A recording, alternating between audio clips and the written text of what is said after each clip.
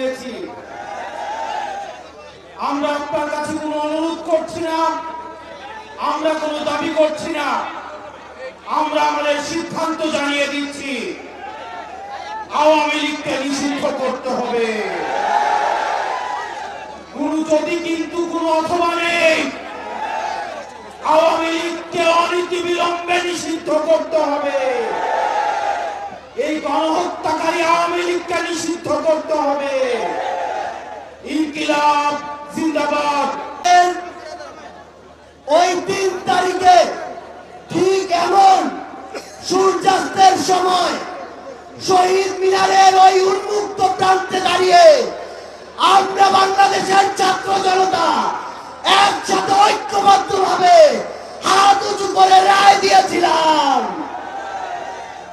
ঠিক তখন থেকে আজ 9 মাস পরে 2025 সালের মে মাসের এই 2 তারিখে এই বাইতুল মোকাররমের সামনে বাংলাদেশের ছাত্র জনতা আবারও হাত উঁচু করে ঐক্যবদ্ধভাবে রায় দিবে।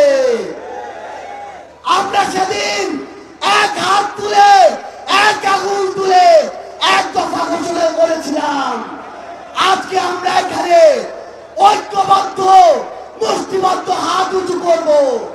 আমরা সবাই মুষ্টিবদ্ধ হাত উঁচু করব।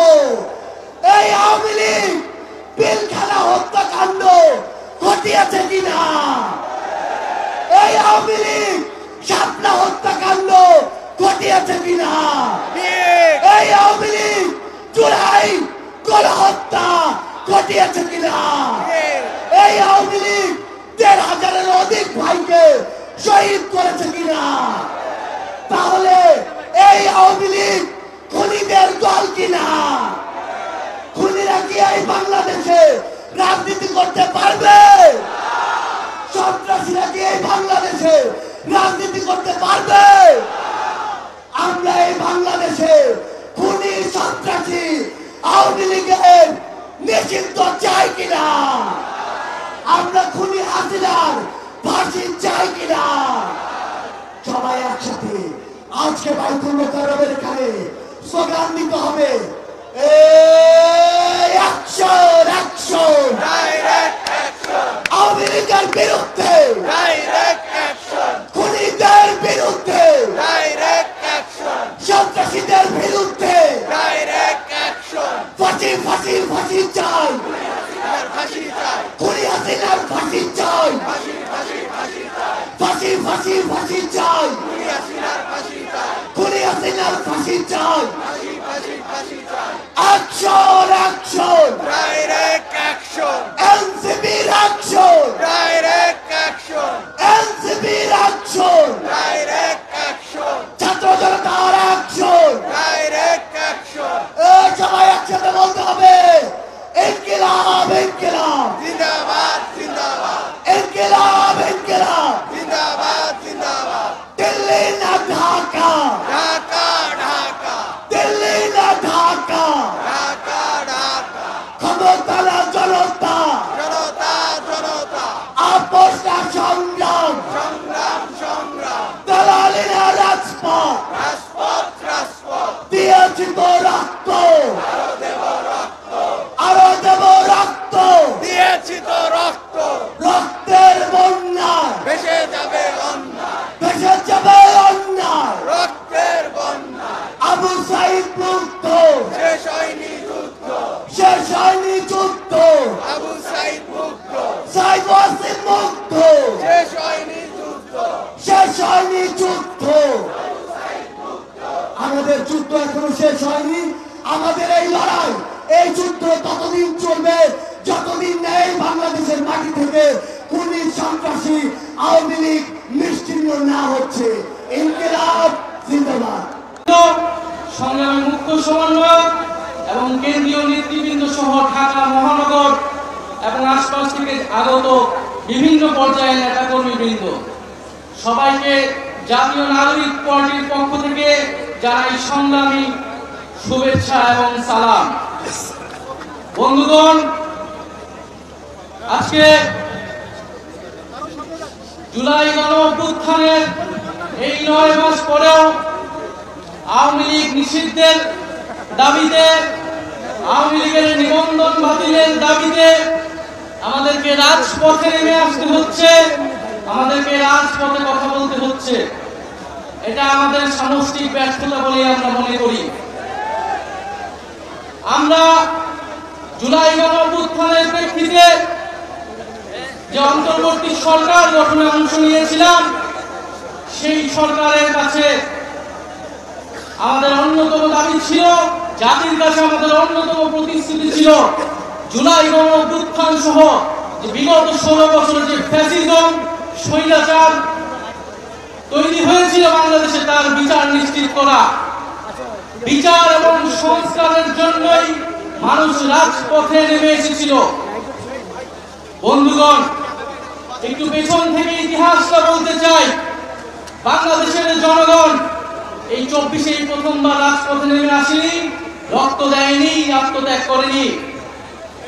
ইতিহাসের বিভিন্ন পর্যায়ে বাংলাদেশের জনগণ রাজপথে নেমে এসেছে, জীবন দান করেছে, শাহাদাত বরণ করেছে। ন্যায় বিচার, মানবিক মর্যাদা, গণতন্ত্র, সার্বভৌমত্ব, স্বাধীনতা প্রতিষ্ঠার জন্য 1947 সালে এই পূর্ববঙ্গের বাঙালি মুসলমান নিম্নবর্গের হিন্দুর সাথে কাঁধে কাঁধ মিলিয়ে এই পূর্ববঙ্গের জনপদের অর্থনৈতিক এবং ধর্মীয় সাংস্কৃতিক অধিকার রক্ষার জন্য লড়াই করেছিল। সেই লড়াইয়ের ফসল হিসেবে আজকের বাংলাদেশের সীমানা আমরা প্রতিষ্ঠা পেয়েছিলাম। যদিও সেই সময় আমাদের লড়াইয়ের গন্তব্য ছিল সমগ্র বাংলার অখণ্ডতা কায়েম করা, কিন্তু কলকাতার ব্রাহ্মণ্যবাদী জমিদারদের ষড়যন্ত্রের কারণে সেই রাষ্ট্রকল্প আমাদের ব্যর্থ হয়েছিল। ফলে আমরা পাকিস্তান রাষ্ট্রের সাময়িকভাবে আশ্রয় নিয়েছিলাম। কিন্তু বন্ধুগণ, দুঃখের সাথে আমাদের সেই 47-এর আজাদির স্বপ্ন লুট হয়ে গিয়েছিল খুব অল্প সময়েই। পাকিস্তানি শাসক গোষ্ঠী এখানে বাঙালি জনগোষ্ঠীর ভাষা, সংস্কৃতি এবং অধিকারের উপর হস্তক্ষেপ করেছে এবং বাঙালি জনগোষ্ঠীকে তার ন্যায্য অধিকার থেকে বঞ্চিত করেছে বারবার। ফলে এই বাংলাদেশের সকল ধর্মের মানুষেরা আবার ঐক্যবদ্ধভাবে 71 সালে অস্ত্র ধরে হাতে তুলে নিয়েছিল এবং একটি রক্তক্ষয়ী জনযুদ্ধের মাধ্যমে বাংলাদেশের স্বাধীনতা এবং সার্বভৌমত্ব প্রতিষ্ঠা করেছিল। কিন্তু আবারও দুঃখের সাথে 71-এর পরে এই 72 সালে আমার সোনার বাংলার স্বপ্ন এই মুজিববাদীদের হাতে বেহাত হয়ে গিয়েছিল। এই মুজিববাদীরা 72-এর সংবিধানের মাধ্যমে বাংলাদেশকে ভারতীয় শাসক গোষ্ঠীর হাতে তুলে দিয়েছিল। মুজিববাদী সংবিধানের মাধ্যমে যে স্বাধীন বাংলাদেশের আকাঙ্ক্ষা, যেই মুক্তিযুদ্ধের শহীদদের আকাঙ্ক্ষা তৈরি হয়েছিল, সেই আকাঙ্ক্ষাকে ব্যর্থ করে দেওয়া হয়েছিল। মুজিববাদী সংবিধানে বাঙালি জাতীয়তাবাদের নামে এখানে বিভিন্ন জনগোষ্ঠীর যে ভাষার অধিকার, সেই অধিকারকে দমন করা হয়েছিল। মুজিববাদী সংবিধানে ধর্ম নিরপেক্ষতার নামে বাংলাদেশের ইসলাম মনা জনগোষ্ঠী, ধর্মমান মুসলমানের যে সংস্কৃতি, সেই সংস্কৃতিকে রাষ্ট্র গঠন প্রক্রিয়া থেকে বিচ্ছিন্ন করে দেওয়া হয়েছিল।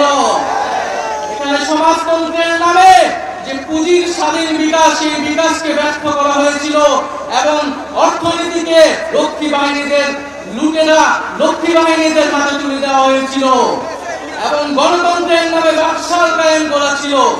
এই ছিল 75 পর্যন্ত মুজিববাদীদের শাসন। আমরা দেখেছি স্বাধীন বাংলায় এরপরে বিভিন্ন সময়ে সামরিক হস্তক্ষেপ হয়েছে।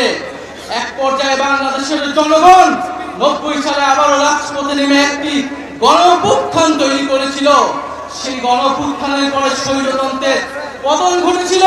কিন্তু দুঃখের বিষয়, 30 বছর পরে বাংলাদেশের জনগণকে আবারও গণতন্ত্রের প্রতিষ্ঠার জন্য রাজপথে নামতে হয়েছিল। কেন নামতে হয়েছিল? কারণ গণঅভ্যুত্থানে যে রাজনৈতিক দলগুলো যে প্রতিশ্রুতি দিয়ে ক্ষমতায় গিয়েছিল, সেই প্রতিশ্রুতি তারা রক্ষা করেনি। 90-এর গণঅভ্যুত্থানকে যারা গণঅভ্যুত্থানে অংশ নিয়েছিল, তারাই ব্যর্থ প্রমাণ করেছে। ফলে রাজনৈতিক দলগুলোর সেই নেতৃত্ব বাংলাদেশের জনগণ মেনে নেয়নি। বিগত 16 বছরও রাজনৈতিক দলগুলোর, ফ্যাসিবাদ বিরোধী দলগুলোর নেতৃত্বে জনগণ রাজপথে নেমে আসেনি। বাংলাদেশের জনগণ ফ্যাসিবাদ থেকে মুক্তি পাওয়ার জন্য রাজপথে নেমে এসেছিল ছাত্র জনতার নেতৃত্বে। বন্ধুগণ, বিগত 16 বছর গল্প আমরা সবাই জানি। বিগত 16 বছরে আওয়ামী লীগ কিভাবে ফ্যাসিজম কায়েম করেছে, কিভাবে স্বৈরতন্ত্র কায়েম করেছে। তিনটি ভোটকে তারা কুক্ষিগত করে মানুষের ভোটাধিকার করে হরণ করেছিল। পিলখানা হত্যাকাণ্ডের মাধ্যমে বাংলাদেশের সেনাবাহিনীর দেশপ্রেমিক অংশকে তারা পরাস্ত করেছিল এবং বাংলাদেশের